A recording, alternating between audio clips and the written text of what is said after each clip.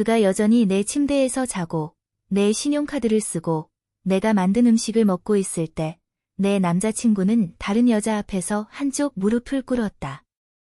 그는 나에게 시간이 필요하다고 말했지만 내가 마침내 이유를 물었을 때 그는 비웃으며 말했다. 너. 남자들은 선택지가 다 떨어졌을 때만 너 같은 여자를 고르는 거야? 난 아직 아니야. 나는 아무 말도 하지 않았다. 그게 5달 전의 일이었다. 오늘 아침 그는 내 문 앞에 있었다. 나는 서연, 32살이고 A 회사에서 공급망 일정 관리를 맡고 있다. 대부분의 날은 늦게 도착하는 화물 운송을 조율하거나 누락된 송장을 처리하거나 모든 문제가 세상의 끝이라고 생각하는 고객을 진정시키는 일을 한다. 그리고 지훈을 만났을 때 나는 마침내 경쟁하지 않고도 내 압박을 이해해줄 누군가를 만났다고 생각했다. 우리가 만난 날은 기차가 2역 사이 어딘가에서 고장 났던 날이었다. 그 역들은 승강장조차 없었고 기관사는 엔진 고장에 대해 뭔가 설명하려 애썼지만 모두 2대의 버스에 태워져 작은 마을에 내려졌다. 그곳에는 문을 연 건물이 편의점, 술집, 그리고 정오전에 달걀을 다 팔아버린 식당, 이렇게 3곳뿐이었다. 나는 식당이 사람들로 가득 차 있었고 휴대폰 신호도 거의 없어서 그 술집에 들어갔던 게 기억난다. 어깨에 기내용 가방을 맨 채로 카운터에 앉아 클럽 멜트라는 메뉴를 시키고 동생에게 늦게 도착할 거라고 문자를 보냈다. 그는 이미 거기 있었다. 2칸 떨어진 의자에 앉아 한 손으로는 휴대폰을 두드리고 다른 손으로는 물을 마시고 있었다. 그는 나를 힐끗 보더니 와이파이 비밀번호가 필요하냐고 물었고 바텐더가 그걸 비밀처럼 숨기고 있다고 농담했다. 나는 그리 웃긴 얘기도 아닌데 웃고 말았다. 그는 이름만으로도 친근한 매력이 있었고 이미 친구였던 것처럼 자기소개를 지훈이라고 했다.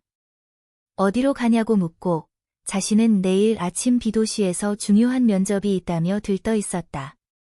그리고 우리가 그 술집을 4시간 뒤에 나설 때쯤엔 서로 연락처를 주고받고 다음에 또 만나면 커피 한잔 하자고 약속까지 했다. 다음 날 그가 아직 근처에 있다며 커피를 마시자고 연락했을 때 나는 별 생각 없이 너무 쉽게 그래 라고 한 내 자신이 놀라웠다. 그는 내 아파트 근처 카페에서 만났고 그가 말했던 면접은 취소됐지만 걱정하지 않는다고 했다. 다른 기회가 많으니까. 그는 모든 게 일시적이고 모든 좌절은 더 나은 것을 위한 오회로일 뿐이라고 말했다. 대기업 생활이 싫고 의미 있는 무언가를 만들고 싶다고 했고 내가 지난 2년간 만난 어떤 남자보다 질문을 더 많이 했다. 처음 2주는 모든 스트레스에서 벗어난 휴식 같았다. 그냥 문자 주고받고 퇴근 후 만났고 에피타이저를 나눠 먹으며 볼링을 얼마나 못 치는지 웃으며 이야기했다. 사실 그는 일부러 나를 이기게 해줬다는 걸 알면서도 2달이 끝날 무렵엔 그는 거의 매일 밤 내 집에서 잤고 항상 장을 보거나 친구가 추천했다는 와인 한 병을 들고 왔다. 우리가 밖에 나가면 내가 계산을 했지만 그는 계약이 끊긴 상태라 그게 당연하다고 스스로를 설득했다. 그가 계약 만료로 집을 비워야 한다며 같이 살면 둘 다 돈을 아낄 수 있지 않겠냐고 했을 때 더 기다렸어야 했지만 나는 승낙했다. 건물 시스템에 그의 이름을 등록했고 내 열쇠를 하나 더 만들어줬으며 옷장도 반을 비워줬다. 그는 첫 달 월세는 제때 냈고 내가 1년 넘게 미뤄뒀던 중고 책장 조립도 도와줬다. 우리 둘에게 단단한 시작이 될 거라고 말했다. 2번째 달엔 월세가 일주일 늦었고 어떤 고객이 돈을 보내주기로 해놓고 잠수를 탔다며 미안하다고 전역을 해줬다. 나는 그 정도 지연은 이해할 만하다고 생각했다. 3번째 달이 되자 그는 프리랜서 수표가 부도났고 또 다른 고객도 돈을 늦게 준다고 했다. 나는 월세는 내가 내고 대신 그가 장과 공과금을 맡으라고 했다. 그는 동의했고 파스타를 만들어줬다. 내가 지쳐서 집에 돌아오면 등도 주물러줬고 아무도 나처럼 자기를 응원해준 적 없었다며 다음 계약만 성사되면 모든 게 달라질 거라고 했다. 그는 계속 모든 게 일시적이라고 좋은 일은 시간이 걸린다고, 너무 일찍 포기하는 사람은 보상을 놓친다고 했다. 나는 그를 믿고 싶었다. 이용당한다고 생각하는 것보다 그게 더 쉬웠으니까. 내가 취업은 어떻게 돼가냐고 물을 때마다 그는 새로운 협업 제안, 스타트업의 조언 요청, 친구의 친구가 투자할지도 모르는 아이디어 등 새로운 이야기를 들려줬다. 내가 현실적인 얘기, 가령 고지서나 신용카드 명세서를 꺼내면 그는 고개를 끄덕이며 자기가 알아서 하겠다고 했다. 그러다 어느 토요일 오후, 내가 욕실을 대청소하고 지훈은 네트워킹 하러 나간 사이, 두 권의 요리책 사이에 그의 이름이 적힌 내가 모르는 은행에서 온 봉투를 발견했다. 호기심에 열어보니 내가 몰랐던 공동계좌 명세서였고 상단에는 내 이름과 그의 이름이 함께 적혀 있었다. 그가 나에게 한 번도 묻지 않고 나를 공동신청인으로 추가했다는 사실을 깨달았을 때 속이 내려앉았다. 그날 밤 그에게 물었더니 그는 별일 아니라는 듯 미소 지으며 자금이 들어오면 말하려 했다고, 나도 함께하고 싶은 새로운 사업의 일부라고 했다. 내가 불편하다고 하자 그는 조용해졌고 화제를 돌렸다. 그때 처음으로 뭔가 이상하다고 느꼈지만 내가 편집증적이거나 통제하려는 사람처럼 보이고 싶지 않았고 결론을 내리기 전에 일단 다음에 무슨 일이 일어나는지 지켜보기로 해서 더 깊이 캐묻지는 않았다. 그 후 몇 주는 대화가 줄고 그의 야근이 늘어났고 내가 무슨 일을 하고 있냐고 물을 때마다 그는 애매한 대답을 하며 마치 산만함이 솔직함을 대신할 수 있다는 듯이 나를 키스했다. 그때는 몰랐다. 내가 저녁을 만들고 송장 보고서를 확인할 때 그는 다른 사람에게 반지와 청혼에 대해 문자를 보내고 있었고 내가 그저 임시 방편일 뿐이고 다른 사람이 그의 진짜 계획이었다는 것도 몰랐다. 좀 더 일찍 눈치챘어야 했는데 그는 변명을 약속처럼 느끼게 만들었다. 장을 봐온 식재료가 예전보다 더 빨리 사라지는 것도, 같이 쇼핑 갈 때마다 간식과 음료를 카트에 넣고 계산대에 도착하면 지갑을 깜빡했다는 것도 처음엔 바로 알아차리지 못했다. 처음에는 이제 공간을 함께 쓰니 음식도 공동이라고 스스로 합리화했지만 여전히 내가 유통기한을 체크하고 냉장고를 청소하며 매주 재고를 채우는 사람이었다. 그는 한 번 내 신용카드를 빌려서 고객 미팅을 위한 물건을 산다고 했고 거래가 성사되면 갚겠다고 약속했지만 그 뒤로 주유, 배달앱, 각종 잡다한 결제에 아무렇지 않게 내 카드를 쓰기 시작했다. 내가 그 일로 따지자 그는 필요하면 쓰라고 내가 말했잖아 라고 했고 실제로 한 번 응급 상황에서 그렇게 말한 적이 있었지만 내가 무제한으로 쓰라는 뜻이 아니었다고 설명하려 하자 그는 조용해지더니 그날 밤 내내 아무 말도 하지 않고 자리를 떴다. 거래 내역을 자세히 확인하기 시작했을 때는 이미 내가 승인하지도 알아채지도 못한 결제가 $1200 가까이 쌓여 있었고 명세서에 낯선 업체 이름이 적혀 있는 걸 하나씩 검색해보기 전까지는 전혀 몰랐다. 돈에 관한 경계를 세우려 할 때마다 그는 대화를 자신이 얼마나 열심히 일하고 있는지 곧 큰 성과를 낼 것인지 내 인내와 믿음에 얼마나 감사하는지로 돌렸다. 친구 민지가 콘서트에 같이 가자고 했을 때 나는 티켓값이 아깝다는 생각에 거절했고 민지는 내 재정 상태를 걱정하며 지훈이 아직 일자리 없는 거면 왜 너만 희생하는 거야? 라고 물었다. 나는 둘 다 사정이 어렵고 새 계약금 들어오면 곧 갚을 거라며 변명했지만 전화를 끊고 나서도 민지의 표정이 머릿속에 남아있었다. 그날 밤, 지난 3개월치 은행 명세서를 모두 꺼내 부엌 식탁에 앉아 모르는 내역을 하나하나 동그라미 쳤고 끝났을 때는 월세, 식비, 공과금으로 설명할 수 없는 결제가 30건이 넘었다. 내가 아직 펜을 들고 있을 때 그가 들어와서 서류를 보고 이게 다 뭐야? 라고 물었고 나는 우리의 돈이 어디로 가는지 알아보는 중이라고 했더니 그는 우리 돈? 그거 참 재밌네 라며 농담처럼 웃었다. 나는 여전히 내가 화가 난 건지 창피한 건지 그냥 지친 건지 결정하지 못해서 아무 말도 못했고 그는 냉장고에서 탄산음료를 꺼내 10분 뒤에 전화가 있다며 침실로 들어가 버렸다. 사촌이 약혼한 뒤 어느 밤 나는 결혼 얘기를 아무렇지 않게 꺼냈는데 그는 마치 장기를 내놓으라는 얘기라도 들은 듯 굳어버리더니 아직 그런 부담은 싫고 이미 우리 사이가 좋은데 왜 망치고 싶냐고 했다. 나는 고개를 끄덕이고 넘겼지만 그 주에 내가 한 번도 가본 적 없는 고급 스테이크하우스에서 나온 공동 신용카드 결제 내역을 발견했고, 물어보니 남자들만의 비즈니스 저녁이라 재미도 없고 나를 끌어들이고 싶지 않았다고 했다. 이틀 뒤, 그의 재킷 주머니에서 같은 식당 영수증을 찾아냈는데, 메인 요리 2개, 와인 1병, 디저트까지 적혀 있었고, 서명은 분명 그의 필체였다. 그때부터 나는 그의 일정을 더 꼼꼼히 체크하기 시작했다. 그를 믿지 않아서가 아니라 그가 늘 언급만 하고 실제로 보여준 적 없는 그 보이지 않는 경력에 하루에 몇 시간을 쏟고 있는지 알아야 했기 때문이다. 그는 도심의 코워킹 스페이스에서 잠재적 협력자들을 만난다고 했지만 점심이라도 같이 하자며 주소를 물으니 건물이 공사 중이라 당분간 외부에서 미팅을 한다고 했다. 그 주에 그는 주말에 부모님 댁에 다녀온다고 내 여행 가방을 빌려야 한다고 했고, 나는 뭔가 자비적으로 느껴지면서도 짐을 싸는 걸 도와줬다. 그는 외출 중에 한 번 문자로 부모님이 잘 계시고 엄마가 나를 궁금해했다며 월요일 아침에 새로운 프로젝트 소식과 함께 돌아오겠다고 했다.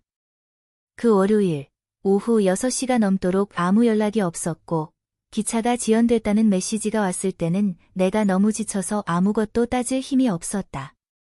사흘 뒤, 버스를 기다리던 중 민지가 내게 메시지를 보냈고, 누군가의 SNS 캡처와 내 영원한 사람과의 저녁 데이트라는 캡션이 달려 있었다. 사진 속에는 한 번도 본 적 없는 여자와 촛불이 켜진 식탁 너머로 미소 짓는 지훈이 있었다. 나는 민지에게 다시 문자를 보내기 전에 화면을 꼼꼼히 1분 동안 바라봤다. 그녀에게 저 여자가 누구냐고 물었고, 민지는 모른다고 했지만 그 계정은 공개 계정이니 나머지 사진들도 봐야 할 것 같다고 했다. 나는 그 프로필을 열고 2달 전까지 스크롤을 내렸다. 지훈이 공원, 식당, 내가 한 번도 가본 적 없는 해변에서 찍힌 사진들이 있었고, 사진에는 내 남자, 역대 최고 데이트 같은 캡션이 달려 있었다.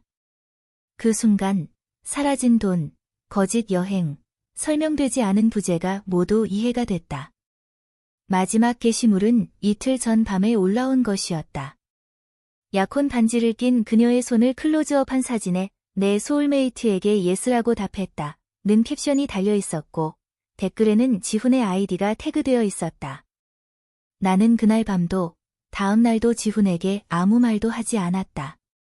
그가 집에 와서 저녁을 사오겠다고 했을 때도 아무 말 없이 고개만 끄덕이며 배고프지 않다고 했다.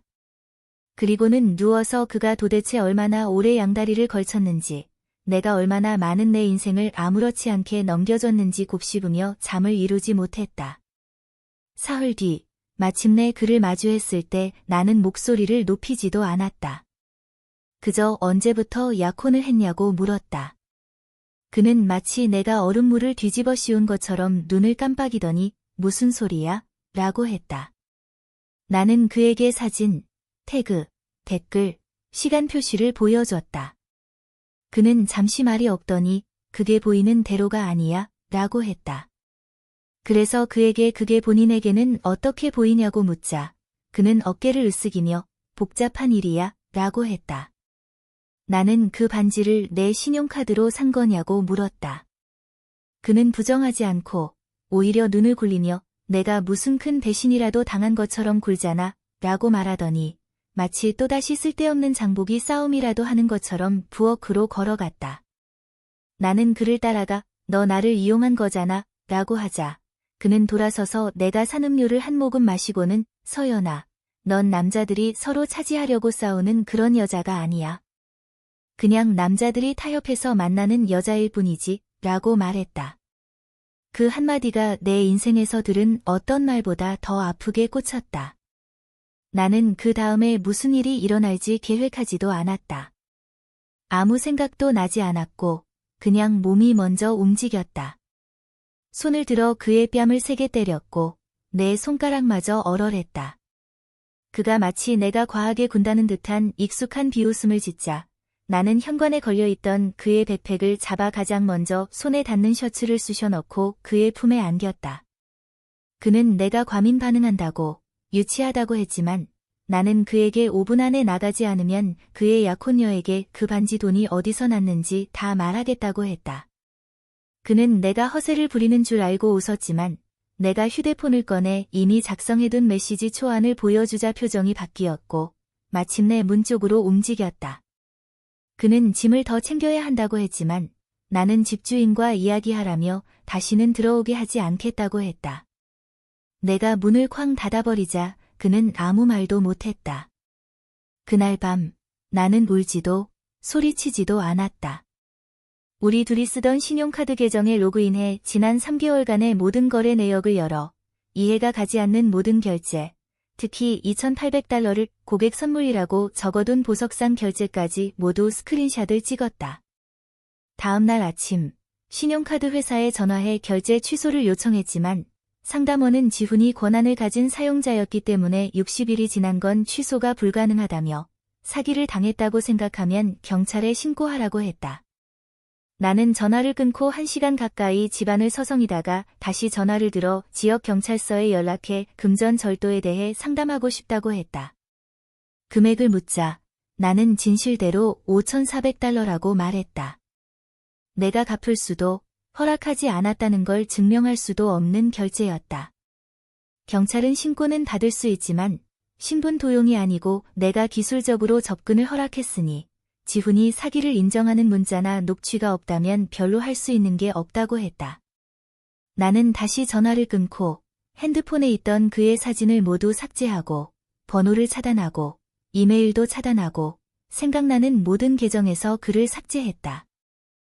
공과금 사이트에 들어가 보니 그는 내 카드로 자동 결제를 설정해두고 마지막 2번의 요금은 내지 않은 상태였다. 집주인에게 전화해 지훈이 이사 나갔다고 설명하고 임대계약에서 이름을 빼달라고 했더니 집주인은 애초에 지훈이 계약서에 서명한 적이 없고 임대계약은 내 이름으로만 되어 있으니 밀린 월세는 전적으로 내 책임이라고 했다.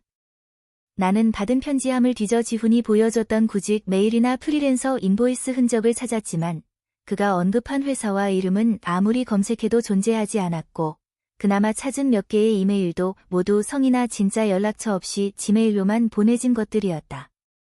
사흘째 되는 날, 나는 모든 계정을 잠그고 비밀번호를 바꾸고 은행에 가서 비상금 계좌에서 지훈의 이름을 빼달라고 했지만 이미 2주 전에 내가 넘겨준 줄도 몰랐던 체크카드로 $600 가까이 인출해간 뒤였다.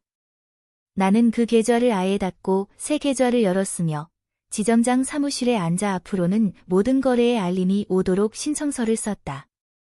이제는 다시는 내가 뭔가를 놓치는 일이 없도록 말이다. 일주일이 끝날 무렵 나는 모든 것을 계산했다. 내가 혼자 부담한 집세, 전액 납부한 공과금, 신용카드 청구액, 식료품, 공공요금, 자동이체, 현금 송금까지 그가 이사 온 날 이후로 내가 본 손실이 $9,000가 조금 넘었다. 나는 그의 남은 물건들 신발, 세면도구, 낡은 후드티 늘 검은 쓰레기 봉투에 넣고 자정까지 건물 밖에 둘 테니 안 가져가면 군일에 기부하겠다고 한 번만 문자를 보냈다. 그는 해질 무렵에 나타났고 면도도 안 하고 피곤해 보였으며 예전처럼 맞지 않는 옷을 입고 있었다. 내가 마지막 봉투를 들고 내려가자 그는 앞으로 다가와 서연, 우리 5분만 얘기할 수 있을까? 라고 말했다. 나는 더 이상 할 얘기는 없고 봉투를 가져가서 떠나라고 했지만 그는 계속 서 있으면서 내가 무슨 일이 있었는지 몰라. 그 여자는 아무 의미도 없어. 정리하려고 했었어. 같은 말을 반복했다. 그가 내 팔을 잡으려 하자 나는 너무 빨리 몸을 빼다가 팔꿈치를 벽에 부딪히고 거의 봉투를 떨어뜨릴 뻔했다. 내가 다시 한번 나를 만지면 경찰을 부르겠다고 하자 그는 마침내 한 발짝 물러섰다. 그는 갈 곳이 없다며 친구 집에 머물고 있지만 얼마나 있을 수 있을지 모르겠다고 며칠만이라도 재워줄 수 없냐고 말했다. 나는 그가 반지를 사준 여자와 지내라고 했고 그가 움직이지 않자 아무 말 없이 다시 위층으로 올라가 문을 잠그고 그가 따라오지 않는지 확인했다. 다음 날 나는 열쇠공을 불러 현관과 실내 자물쇠를 바꿨고 감당할 수 없는 $170를 지불했다. 건물 관리사무소에 비상 연락처도 그를 제외하고 새로 등록했다. 나는 한 번도 내 동네에서 불안함을 느낀 적이 없었지만 그때부터 가방에 호신용 스프레이를 넣고 다녔고 매일 아침 집을 나설 때마다 복도를 확인했다. 혹시라도 그가 다시 오지 않을까 믿을 수가 없었기 때문이다. 둘째 주가 되자 나는 여전히 매일 신용카드 계정을 확인했고 내가 구독하지 않은 스트리밍 서비스의 결제 대기 내역을 발견했다. 취소를 위해 전화하니 상담원이 지훈의 이메일 주소와 내 결제 정보로 등록된 것이라고 확인해줬다. 나는 결제를 신고하고 계정을 차단하고 카드 번호를 다시 바꿨으며 그에게서 비롯된 모든 지출을 기록하는 스프레드시트를 만들었다. 한 푼도 잊지 않기로 했기 때문이다. 휴대폰 통신사에 전화해 몇 달 전 어리석게도 합친 가족 요금제에서 그의 이름을 삭제했고 회선 분리 비용이 든다고 해도 그냥 내고 뒤돌아보지 않았다.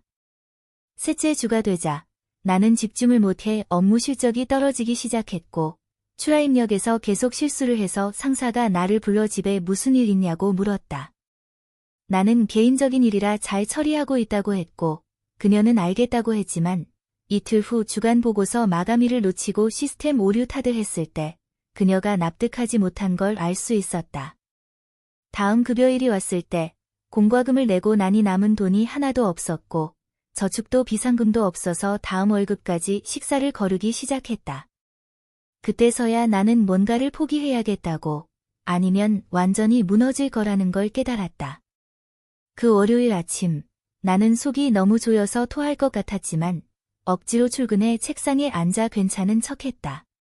정오쯤에 부장실로 불려가 구조조정으로 내 자리가 2주 후에 없어질 거고 퇴직금도 한 달치 월세밖에 안 된다는 말을 들었다. 나는 따지거나 애원하거나 재고를 요청하지 않았다. 아무 소용 없다는 걸 알았으니까.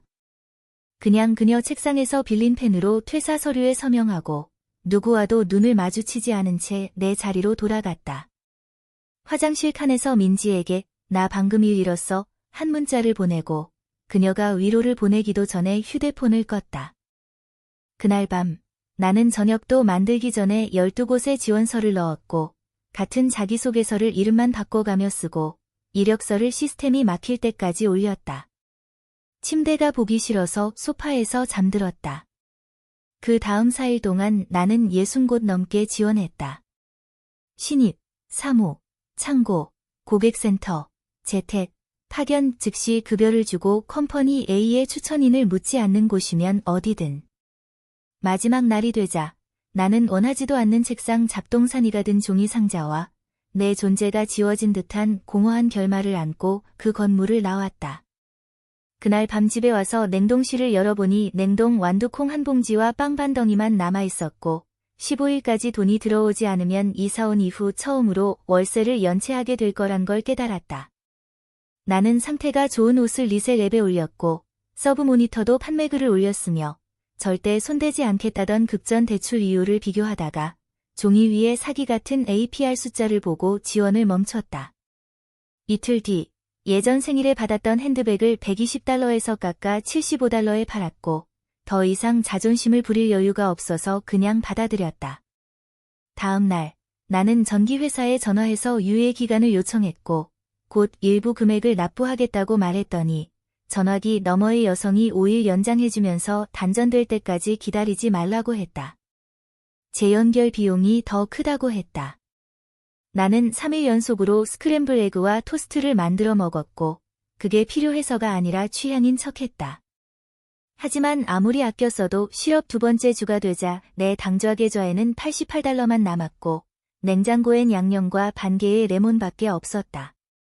집주인에게서 음성 메시지가 왔는데 아직 월세가 입금되지 않은 걸 확인했고 공식 통보를 시작하기 전에 내 의향을 확인하고 싶다고 했다.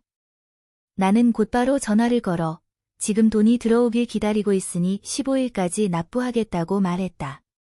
15일에 나는 집주인에게 $300를 보내며 나머지는 곧 보내겠다고 했고 그는 임대계약상 5일까지 전액 납부해야 한다는 한 문장만 남기며 마지막 경고를 내리기 전 일주일 더 기다려주겠다고 했다. 인터넷 요금을 내지 못해 도서관에 걸어서 가 무료 와이파이를 쓰며 이번엔 자격증이나 차가 필요 없는 우편번호 10마일 이내의 모든 일자리에 다시 지원했다. 다음 날 B회사에서 계절 창고직 한 곳에서 연락이 왔고 다음 날 아침에 시프트 트라이얼이 가능한지 물었다. 나는 질문도 하지 않고 바로 가능하다고 했다. 일은 끔찍했다. 무거운 상자를 들고 반복적으로 스캔하고 감독자들은 말을 하듯 명령만 질렀다. 하지만 하루가 끝날 무렵 나는 자리를 제안받았고 월요일에 안전화와 신분증을 가져오라고 했다. 나는 마지막 42달러로 할인점에서 중고 부츠를 사고 주말 내내 점심을 거르고 월요일 아침 창고에 출근해 세전 112달러를 받으며 10시간 일을 시작했다. 6일을 버틴 끝에 손에 물집이 잡히고 매번 근무 후 허리가 굽기 시작했고 아침에 계단을 내려가려면 무릎에 얼음찜질을 해야 했다. 하지만 월세는 여전히 내야 하고 전기료도 다 갚지 못해 그만둘 수 없었다. 7일째 되는 날 집에 오니 퇴거 통지서가 문에 붙어 있었다. 굵은 글씨로 30일 내에 전액 납부하지 않으면 퇴거하라는 내용이었다. 나는 그것을 떼어낼 기운조차 없었다. 벽에 등을 대고 바닥에 앉아 민지에게 통지서 사진을 문자로 보냈다. 그녀가 돈을 보내주겠다고 했지만 나는 고맙다고 답하고 내가 알아서 하겠다고 했다. 남의 문제가 되고 싶지 않았다. 그날 밤 두 집 건너 이웃이 노크를 했고 통지서를 봤다며 괜찮냐고 물었다. 나는 괜찮다고 했지만 그녀는 안으로 들어와 혹시 방을 나눠서 비용을 줄여볼 생각은 없냐고 물었다. 나는 낯선 사람을 심사할 시간도 드라마를 겪을 여유도 없다고 했다. 그녀는 사촌 하은이 단기 거주할 곳을 찾고 있는데 현금으로 지불하고 조용하고 깔끔하며 아무에게도 방해되지 않을 거라고 주말까지 입주할 수 있다고 했다. 나는 언제 공간을 보러 올 수 있냐고 물었고 그녀는 하은이 내일 올 수 있다고 했다. 나는 돈과 추천인만 있으면 공간을 볼 필요도 없으니 그냥 와서 월세만 내라고 했다. 금요일까지 하은은 가방 2개와 현금 월세 영수증을 들고 이사왔고 퇴거 통지서나 거실에 남아있는 불안의 냄새에 대해 아무것도 묻지 않았다. 그녀의 월세로 나는 집주인에게 퇴거를 유예할 만큼을 내고 전기료를 내고 쌀 1봉지, 콩 2캔, 닭다리살 수포장을 사서 5끼로 나눠 먹었다. 처음엔 거의 말을 하지 않았다. 고개를 끄덕이거나 으응하고 가끔 잘 자 정도였다. 그녀는 내 음식을 건드리지 않았고 내 수건을 쓰지 않았고 내가 줄 수 없는 것을 요구하지 않았다. 그 침묵이 지훈이 어떤 사과를 했더라도 느꼈을 안전함보다 더 안전하게 느껴졌다. 하은이 이사 온 지 3주가 되었고 비회사에서 긴 시간 일하고 하루 2끼로 버티는 생활에 익숙해질 무렵 모르는 번호로 문자가 왔다. 통화할 시간이 있냐는 내용이었고 곧이어 미안하다는, 내가 그립다는, 그녀와의 일은 잘 안 됐다는 메시지가 이어졌다. 나는 답장하지 않고 번호를 차단하고 대화창을 삭제하고 알림도 꺼버렸다. 하지만 다음 날 아침 또 다른 2개의 번호로 메시지가 왔다. 자신이 잘못했다는 것, 나를 잊을 수 없다는 것, 망가뜨린 걸 고치기 위해 뭐든 하겠다는 내용이었다. 나는 그 메시지에도 답하지 않았지만 이후 버스 정류장에서 집에 걸어올 때마다 뒤를 돌아보기 시작했고 혹시 그가 내가 어디서 일하는지 알았을까봐 출근길도 바꿨다. 그 주가 끝날 무렵 나는 그를 처음으로 다시 봤다. 그의 짐을 가방에 넣어 던져주고 사라지라고 한 이후 처음이었다. 내 건물 맞은편에 서서 휴대폰을 들고 스크롤하는 척했지만 나는 그가 현관을 지켜보고 있다는 걸 알 수 있었다. 나는 하은에게 아무 말도 하지 않았다. 설명하고 싶지 않았기 때문이다. 경찰에도 신고하지 않았다. 엄밀히 말해 그는 무단 침입을 한 게 아니었으니까. 하지만 밤마다 모든 블라인드를 내리고 침실문 아래 의자를 받쳐두기 시작했다. 별 효과가 없다는 걸 알면서도 말이다. 3일 후 나는 그를 또 봤다. 이번엔 몇 블록 떨어진 세탁소 근처였다. 나는 그를 피하려고 길을 건넜지만 그는 반 블록 정도 따라오다가 갑자기 방향을 틀어 전화를 받는 척했다. 나는 소리치거나 울거나 그가 나를 내버려 두라고 요구하고 싶었지만 그가 내 어떤 반응도 다시 내 공간으로 들어오는 구실로 삼을 거라는 걸 알았기에 아무 말도 하지 않고 계속 걸어 아파트 입구 계단에 도착했다. 그날 밤, 하은은 내가 무릎을 또 혹사해서 약간 절뚝거리는 걸 알아차리고 남은 채소와 밥으로 끓인 국 한 그릇을 내게 내밀었다. 그리고 그녀가 이 집에 이사온 이후 처음으로 우리는 같은 식탁에 앉아 온전한 문장으로 대화를 나눴다. 그녀가 내가 괜찮냐고 물었고 나는 괜찮지 않지만 버티고 있다고 대답했다. 그녀는 고개를 끄덕이며 나도 그래 라고 말한 뒤 지난 룸메이트가 자신의 저축을 다 써버리고 2달치 월세도 내지 않은 채 사라졌다고 했다. 그 뒤로 우리는 자세한 이야기는 하지 않았고 일정이 겹칠 때마다 함께 저렴한 식사를 나눴고 장을 볼 때도 번갈아 가며 다녀서 둘 중 누구도 한 번에 너무 많은 짐을 들지 않아도 됐다. 몇 주 만에 처음으로 모든 대화가 거래처럼 느껴지지 않았다. 창고에서는 예고도 없이 근무 시간을 늘리기 시작해서 때로는 8시간 근무하러 갔다가 12시간 일하라고 통보받기도 했고 나는 계속 동의했다. 초과 근무는 월세, 월세는 생존이었으니까. 비회사에서 2번째 달이 끝날 무렵 나는 매일 아침 몸살에 시달리며 비타민 3듯 이부프로펜을 먹었고 집에 돌아오면 너무 지쳐서 옷도 제대로 빨지 못할 지경이었지만 머리 위 지붕을 잃는 두려움이 허리 통증보다 더 컸기에 계속 출근했다. 그러다 어느 아침 침대에서 일어날 수가 없었다. 목이 타들어가고 이마는 불덩이였으며 일어서려다 벽을 붙잡아야 쓰러지지 않을 정도였다. 회사에 전화해 설명하려 했지만 감독자는 임시직에게 병가가 없으며 출근하지 않으면 대체될 수 있다고 말했다. 전화를 끊고 이부프로펜을 2알 더 먹고 천천히 옷을 입었고 오한과 식은땀에 휩싸인 채 버스 정류장까지 걸어가면서 근무만 마치면 이후에 진료소에 가겠다고 스스로 다짐했다. 물론 그럴 돈은 없다는 걸 알면서도 그날에 대한 기억은 거의 없다. 상자를 스캔하고 아무도 안 볼 때 선반에 기대어 쉬었고 20분마다 정수기에서 물을 마시며 몸이 멈출 때까지 몇 시간 남았는지 세었다.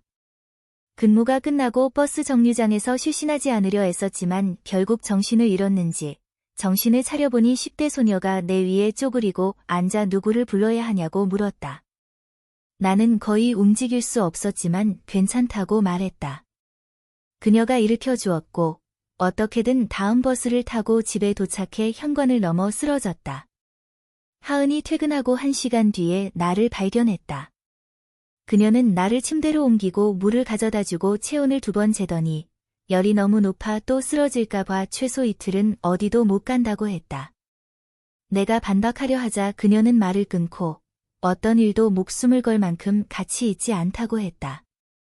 그녀는 비회사에 전화해 내가 폐렴이라 이번 주는 출근 못한다고 말했고 내가 잘릴 거라 하자 그런 회사라면 다닐 가치도 없으니 걱정 말라고 하며 직접 해결하겠다고 나갔다. 나는 꼼짝도 못하고 이틀 내내 침대에 누워 있었고 사흘째 되는 날 비회사 인사팀에서 정책을 검토했으니 단기 병가 자격에 대해 논의하고 싶다며 연락을 달라는 음성 메시지가 와 있었다. 전화를 걸었더니 이전에는 아무도 언급하지 않았던 정책에 따라 임시직도 유급병가 5일을 쓸 수 있다고 했다. 하은이 직접 사무실에 가서 정책을 찾아보라고 요구했기 때문이라는 걸 알게 됐다. 그날 밤 하은이 집에 돌아오자 고맙다고 했지만 그 말로는 부족했다.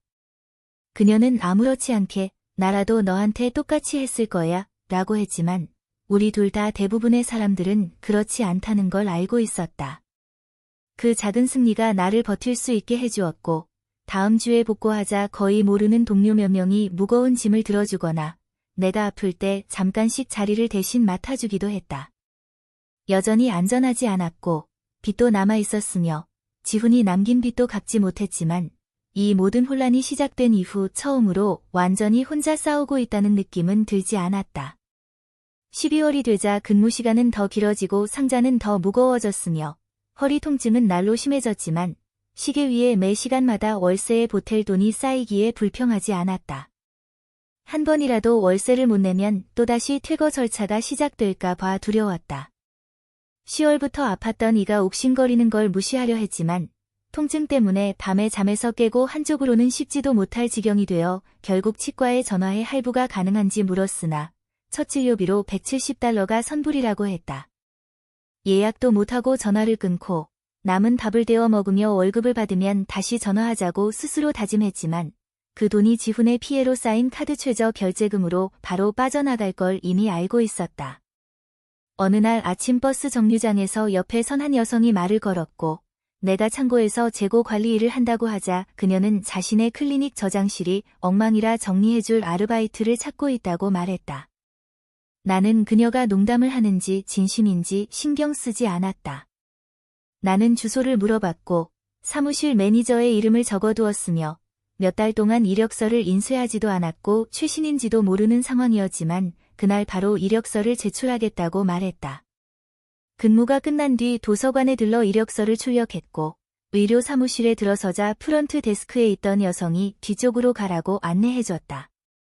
10분 후 나는 피곤해 보이는 매니저와 마주 앉아 있었고 그녀는 추천인도 묻지 않고 내 이력서를 흘끗 보더니 언제부터 시작할 수 있어요? 라고 물었다. 나는 필요하다면 내일부터 가능하다고 했고 그녀는 고개를 끄덕이며 시급이 최저임금보다 약간 높고 처음엔 파트타임이지만 일을 잘하면 점점 시간을 늘려주겠다고 했고 나는 고민하는 척도 하지 않고 바로 수락했다. 다음 몇 주 동안 나는 아침에는 클리닉에서 저녁에는 창고에서 일했고 하루도 온전히 쉬지 못했으며 집에 돌아오면 너무 지쳐서 가끔 하은이 소파에서 신발도 벗지 못하고 기절하기 전에 밥 먹으라고 일깨워주곤 했다. 하은은 요리를 더 자주 하기 시작했고 월세 외에도 뭔가 기여하는 게 자신을 더 낫게 만든다고 했으며 나는 내 한계에 다다랐다는 걸 알았기에 체면 때문에 도움을 거절할 여유도 없어서 굳이 반박하지 않았다. 1월 중순쯤 클리닉 매니저가 인력이 부족하고 내가 재고 관리도 잘한다며 거의 풀타임으로 시간 늘릴 생각 없냐고 물었고 나는 그녀가 말을 끝내기도 전에 바로 네 라고 대답했다. 그 말은 내가 드디어 창고 일을 그만둘 수 있다는 뜻이었으니까. 컴퍼니 B에서의 마지막 날은 아무런 특별함도 없이 교대 감독의 고개 끄덕임과 의료 사무실이 얼마나 지루한지 곧 다시 돌아올 거라는 두 동료의 짧은 작별 인사뿐이었고 나는 굳이 그 말을 정정하지 않았다. 클리닉은 화려하지 않았지만 깨끗하고 정돈되어 있었고 몸이 망가지지 않는 일이었기에 컴퍼니 A에서 해고된 이후 처음으로 무언가 또 터질까 걱정하지 않고 한숨 돌릴 수 있었다. 그달 말에는 밀린 카드값 2권을 갚고 연장 요청 없이 월세도 제때 냈으며 버스를 기다릴 때 실제로 따뜻한 중고 코트도 하나 샀다. 그리고 드디어 지훈이 정말 사라졌나 싶던 찰나 발렌타인데이가 찾아왔고 집에 오니 문 앞에 종이 장바구니가 놓여 있었고 그 안에는 으깨진 장미꽃 다발, 작은 보석함, 그리고 몇 달 만에 보는 필체로 내 이름이 적힌 쪽지가 붙어 있었다.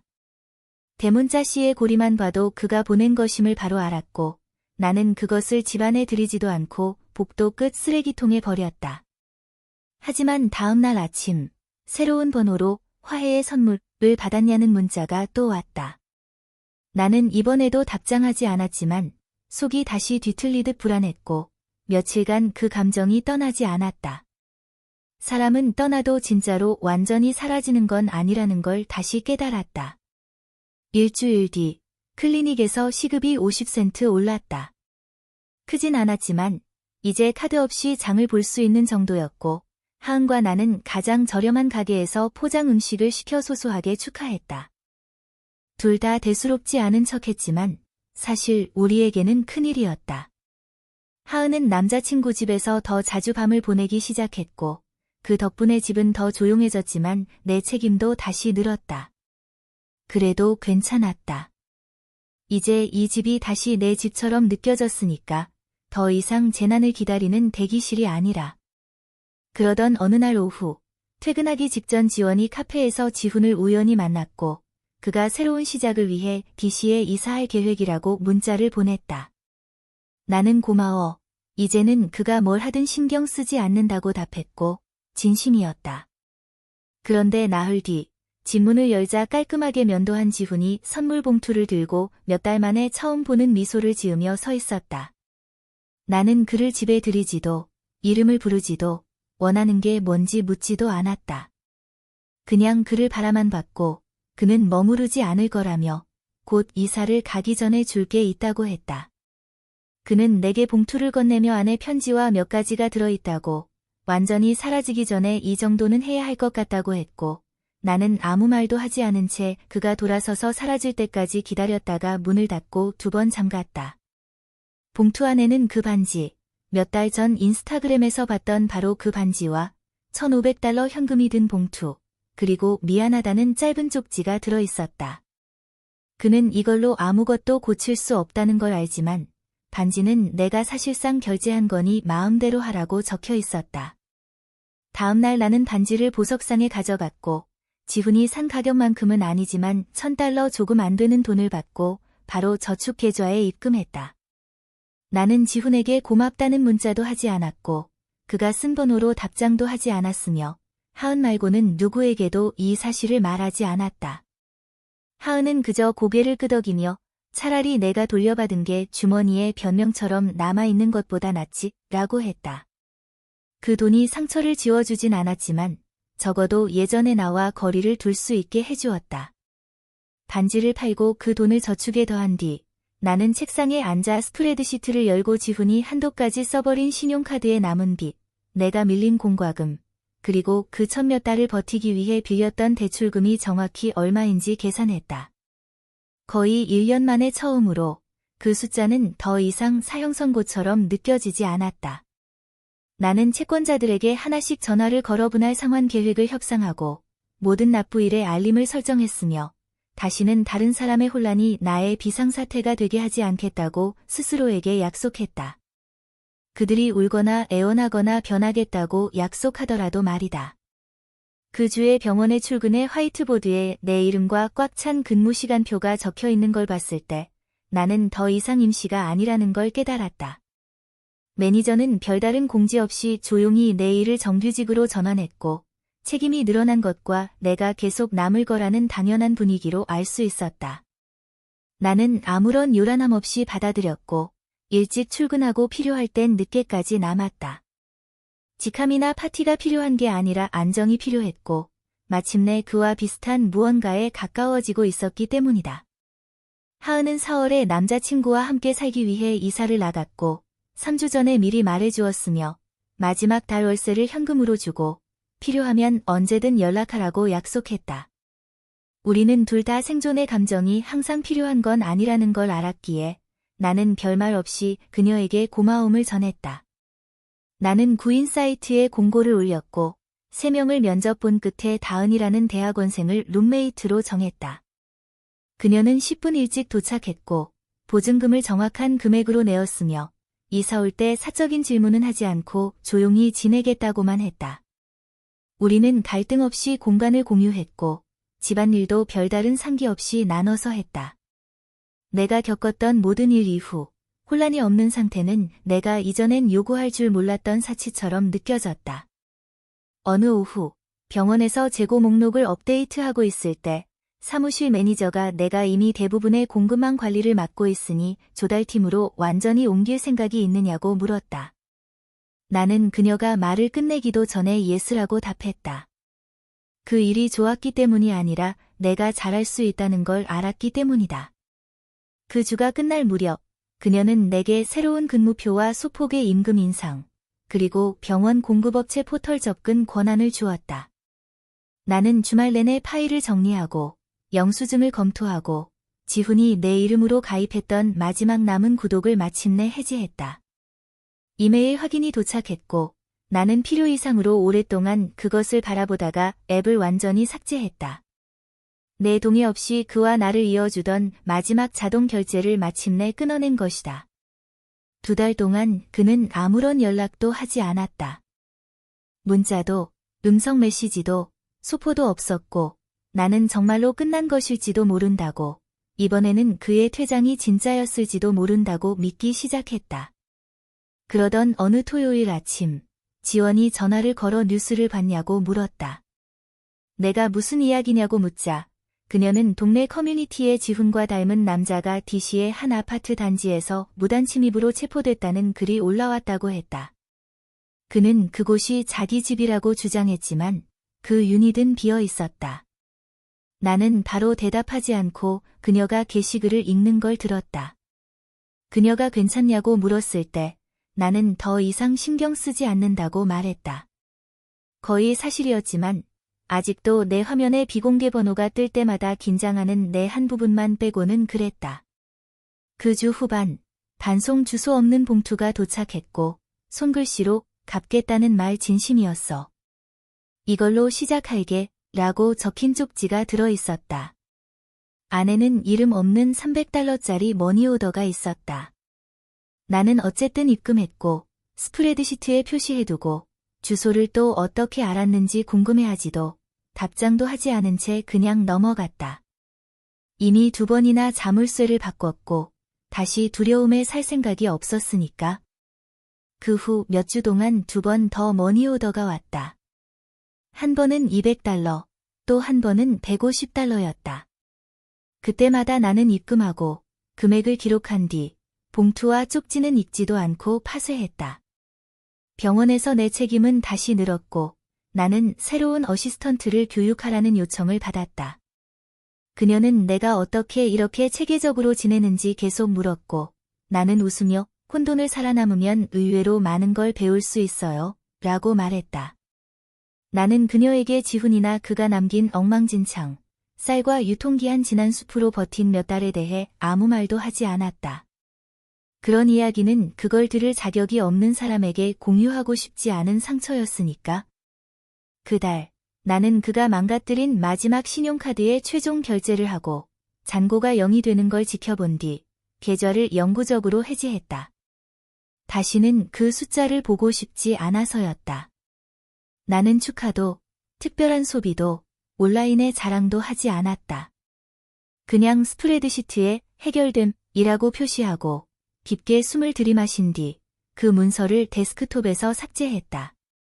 그러고 나서 어느 날 저녁, 퇴근 후 우편함을 확인하니 이번엔 다른 봉투가 도착해 있었다. 이전 것들보다 더 두꺼웠고 안에는 이게 내가 가진 전부야. 앞으로 나아가는데 쓰길 바래 라는 마지막 쪽지와 함께 $500 현금이 깔끔하게 접혀 있었다. 금액 외에는 아무 메시지도 없었다. 나는 그 돈을 비상금 통장에 넣었고 누구에게도 말하지 않았다. 그것은 그에 대한 것도, 용서에 대한 것도, 다시 시작하는 것에 대한 것도 아니었다. 내 삶에서 그가 지우려 했던 모든 돈을 되찾는 과정일 뿐이었다. 다음 날, 나는 호기심에 윤정의 예전 프로필을 확인해봤는데 완전히 사라진 것을 발견했고 그녀가 삭제했거나 이름을 바꿨겠거니 생각했다. 하지만 이제는 아무 의미도 없는 일이라 더 이상 파고들지 않았다. 중요한 것은 내 월세가 밀리지 않았고 은행 계좌도 비어있지 않았으며 룸메이트도 제때에 돈을 내고 매일 밤 복도에서 나는 소리에 움찔하지 않고 잠자리에 들 수 있다는 사실이었다. 그날 문 앞에서 만난 이후로 지훈을 직접 본 적은 없었고 앞으로도 다시는 마주치지 않기를 바랐다. 한여름이 되자 클리닉에서는 복지 혜택이 포함된 정규직 계약을 제안했고 퇴직연금에 가입할 생각이 있는지 물었으며 지금처럼 물품 관리를 잘하면 3개월 뒤에는 내부 승진을 위한 교육도 시작할 수 있다고 말했다. 나는 망설임 없이 제안서에 서명했고 그들이 제공한 보험으로 치과 진료 예약을 잡았으며 그날 오후 약속 카드를 들고 사무실을 나서면서 마침내 월세와 건강 사이에서 선택하는 일이 끝났다는 조용한 깨달음을 얻었다.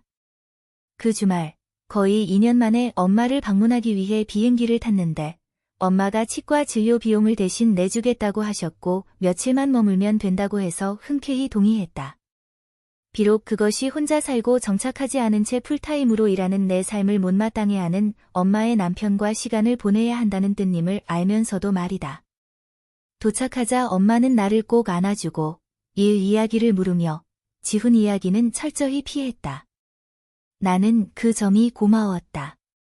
왜냐하면 그 같은 사람이 어떻게 내가 쌓아온 모든 방어선을 뚫고 들어왔는지 설명하고 싶지 않았으니까. 우리는 주말 내내 엄마의 부엌에 앉아 정말 중요한 이야기만 빼고 모든 것을 나누었고 떠날 때 엄마는 내 신용카드 빚 일부를 갚으라며 수표를 건네주며 이게 다는 아니지만 내가 혼자서 힘들어하는 걸 보고 싶지 않아 라고 말했다. 나는 다음 날 그 돈을 입금해서 작은 계좌 2개를 갚았고 그 행동이 예상보다 더 크게 다가왔다. 돈 때문이 아니라 누군가가 내 고통을 보고 밧줄을 던져주려 했다는 사실 때문이었다. 집으로 돌아오니 다은은 여전히 월세를 일찍 내고 부엌을 깨끗이 쓰고 라벨이 없는 물건을 쓸 때마다 먼저 물어보았다. 나는 모든 공유 공간이 반드시 배신이나 긴장으로 끝나는 것은 아닐지도 모른다고 믿기 시작했다.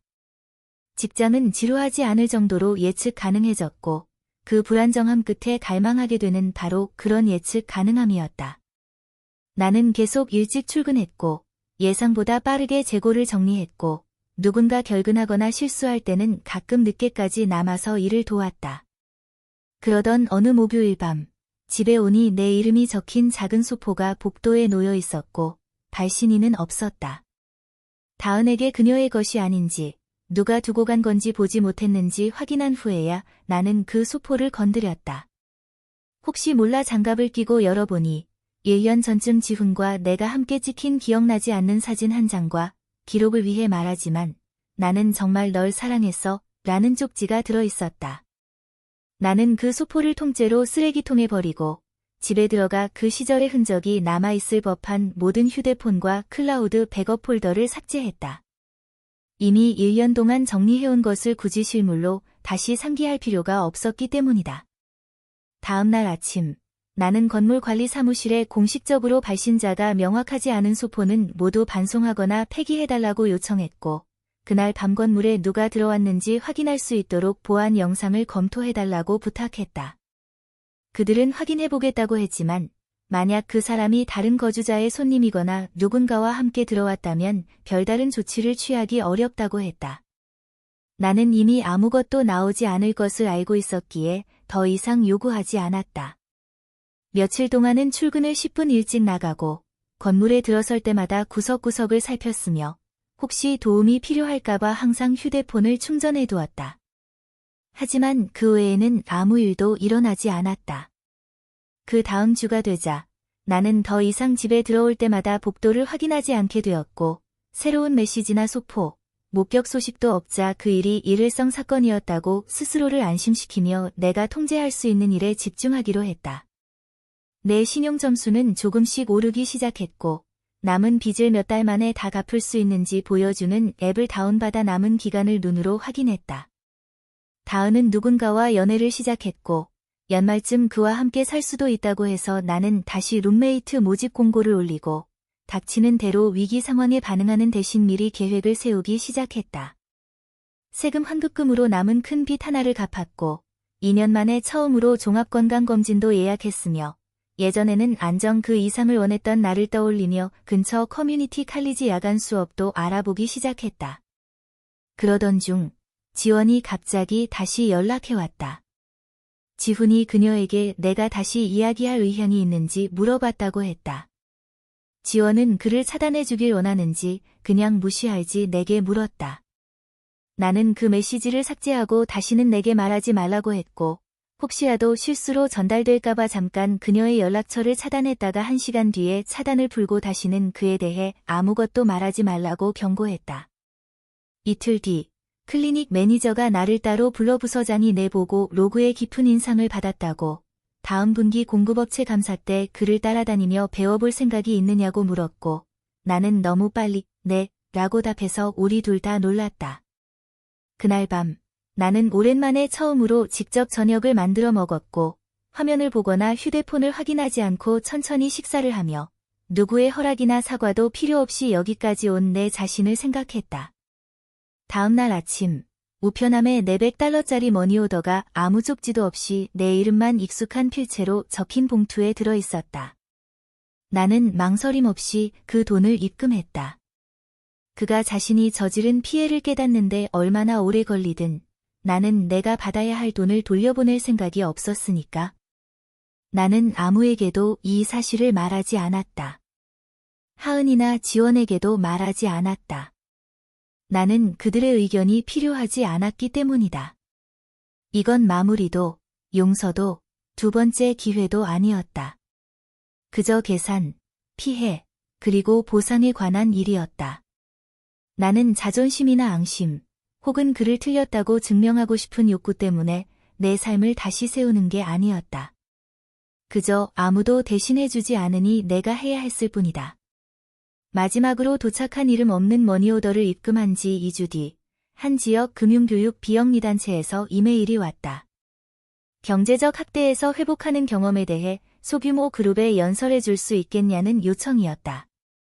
처음에는 스팸이나 실수인 줄 알았지만 곧 지원이 내 허락도 없이 내 이름을 제출했을 거란 생각이 들었다. 나는 1시간 동안 그 이메일을 바라보다가 도와주고 싶지 않아서가 아니라 낯선 사람들 앞에서 이 모든 이야기를 소리내어 말하며 무너지거나 후회할 말을 할까 봐 내가 준비가 되었는지 확신이 없어서 생각해보겠다고 답장을 보냈다. 같은 날 병원 인사 담당자가 새 재고 직원 채용 패널에 참여할 의향이 있냐고 물었고 나는 질문이 끝나기도 전에 바로 동의했다. 이제는 사람들이 의사결정을 위해 신뢰하는 사람이 되고 싶었으니까. 그날 밤 나는 예산을 점검했고 마지막 머니오더, 최근 급여, 그리고 잊고 있던 옛 계정의 환불까지 합쳐서 2년 만에 처음으로 저축이 $2,000를 넘었다는 사실을 알았다. 나는 아무에게도 말하지 않았다. 엄마에게도, 다은에게도, 지원에게도.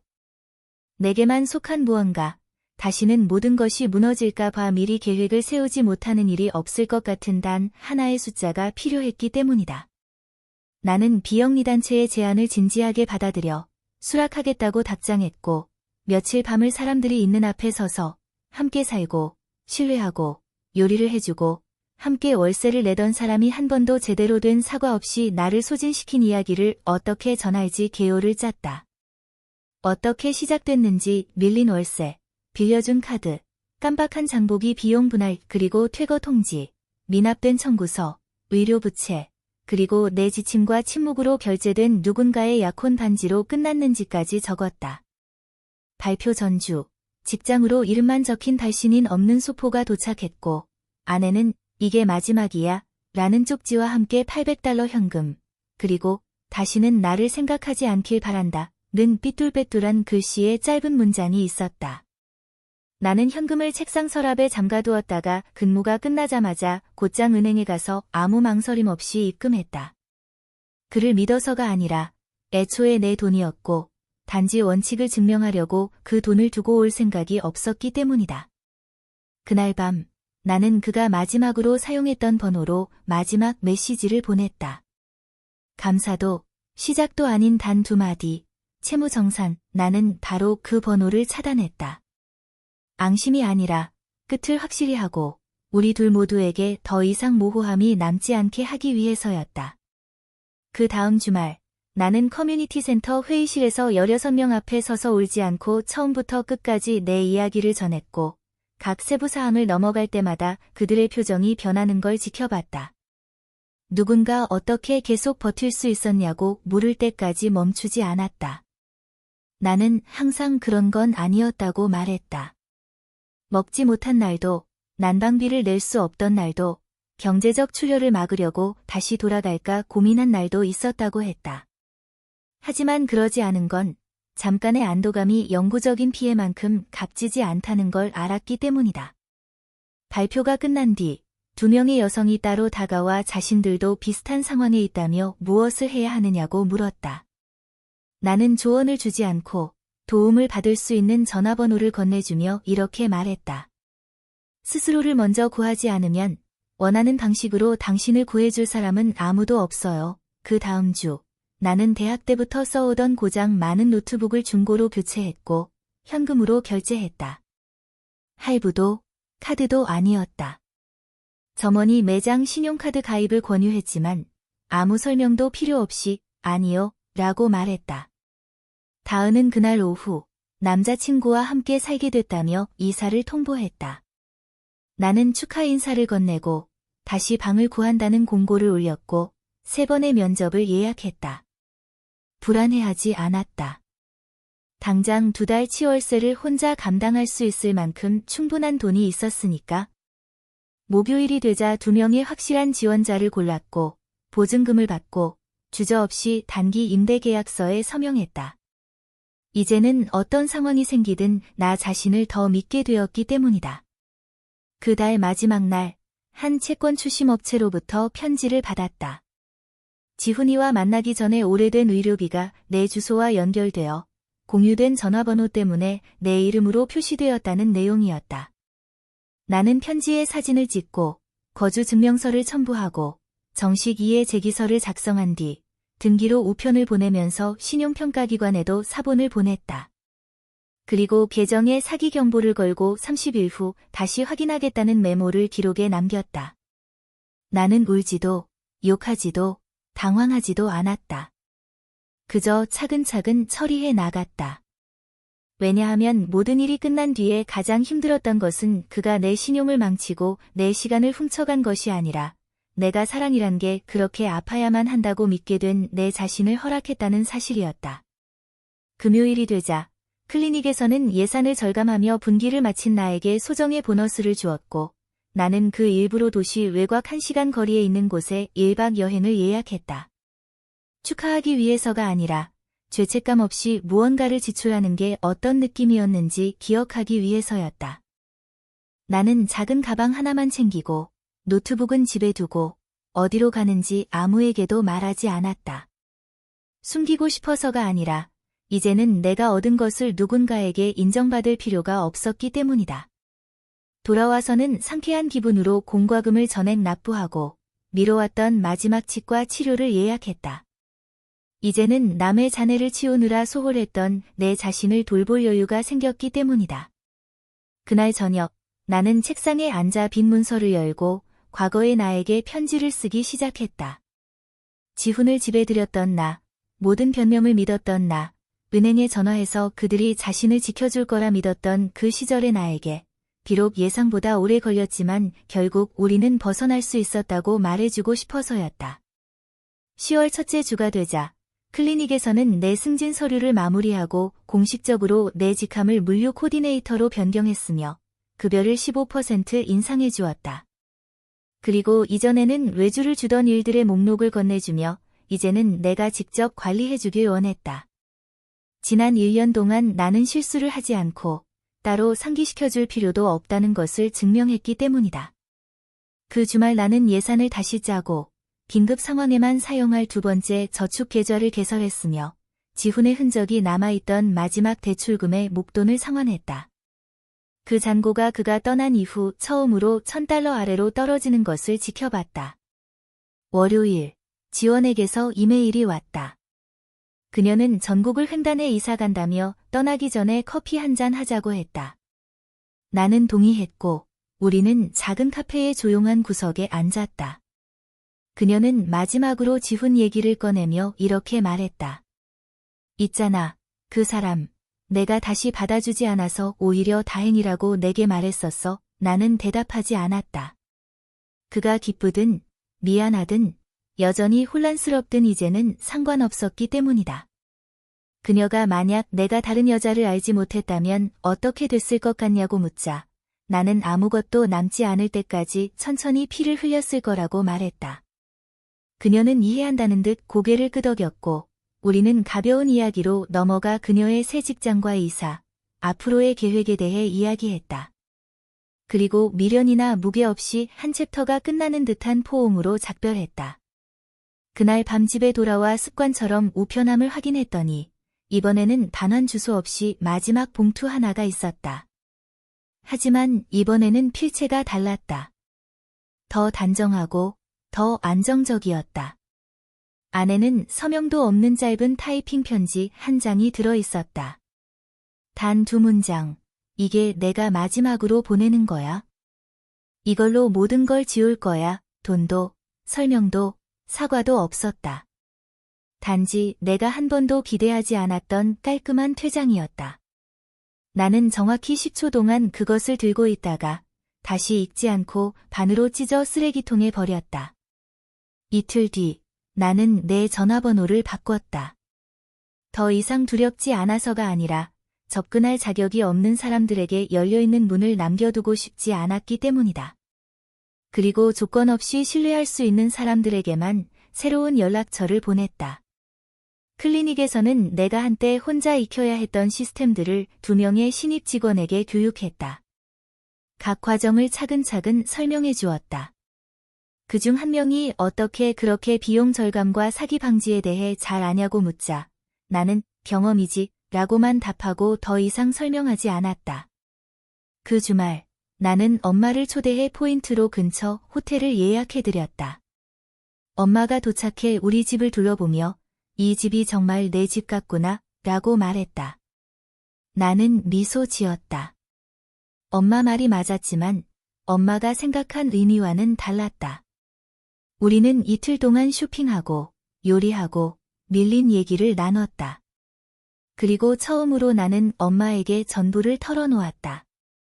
단순히 돈이나 바람에 대한 얘기가 아니라 그 모든 것이 어떻게 무너졌고 다시 세우기 위해 무엇이 필요했는지까지. 내가 말을 마치자 엄마는 한동안 조용히 있다가 내가 좀 더 많이 물어봤어야 했는데 라고 말했다. 나는 엄마가 그랬어도 아마 솔직하게 대답하지 않았을 거라고 했다. 우리는 때로는 직접 불길을 지나가면서 몇 조각을 잃더라도 결국은 서 있을 수 있다는 걸 배울 수밖에 없다는 데 동의했다. 엄마가 떠난 뒤 나는 소파에 앉아 내가 갚았던 모든 빚, 지훈이 가져간 모든 돈, 그의 피해를 복구하기 위해 일했던 모든 시간을 적었다. 그리고 합산해보니 나는 단순히 회복한 것뿐 아니라 모든 측정 가능한 면에서 그를 앞질렀다는 사실을 깨달았다. 다음 날 아침, 나는 처음 강연을 했던 비영리 단체에 전화해 다시 한번 세션을 하겠다고 제안했다. 이번에는 재정적 경계에 초점을 맞췄다. 그들은 즉시 좋다고 했고 월간 워크숍으로 확대할 생각이 있냐고 물었다. 나는 서류도 받기 전에 동의했다.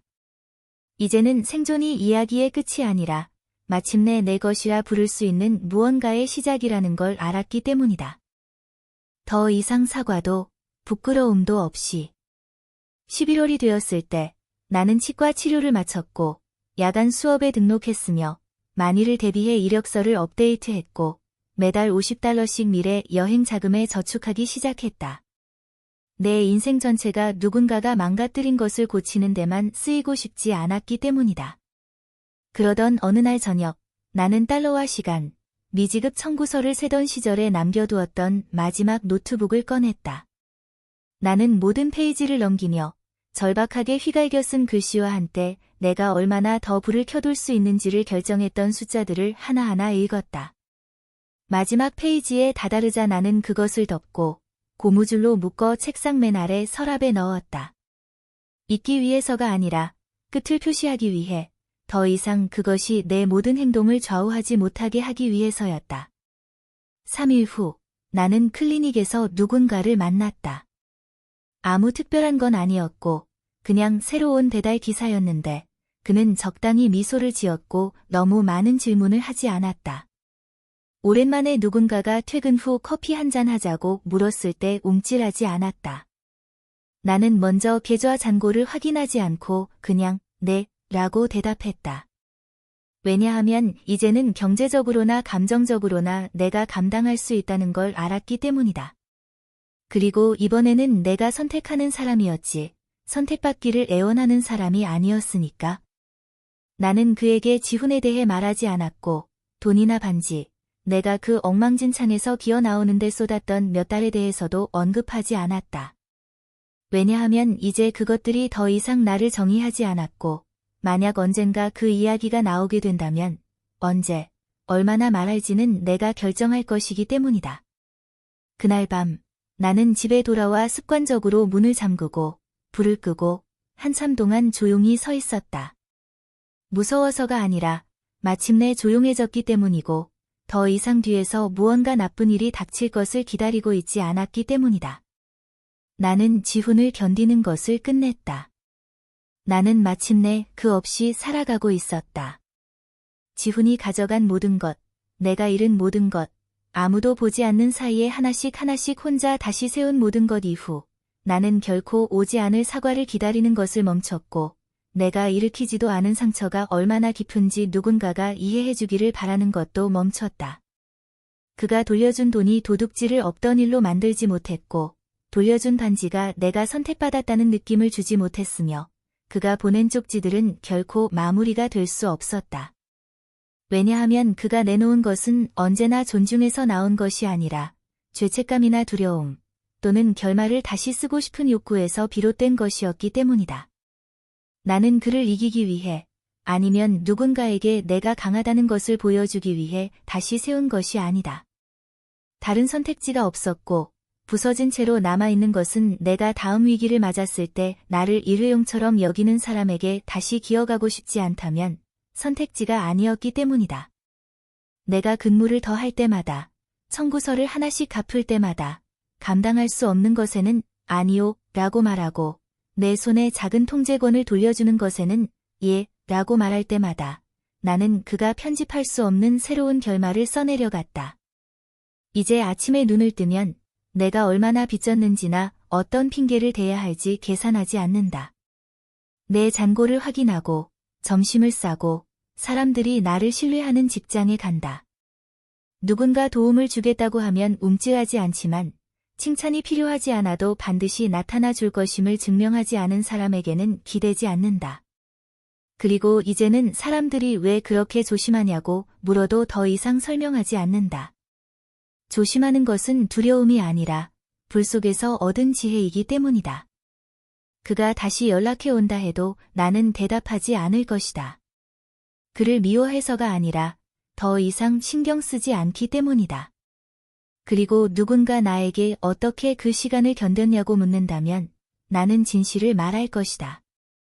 한 번의 근무시, 한 번의 영수증시, 한 번의 선택시,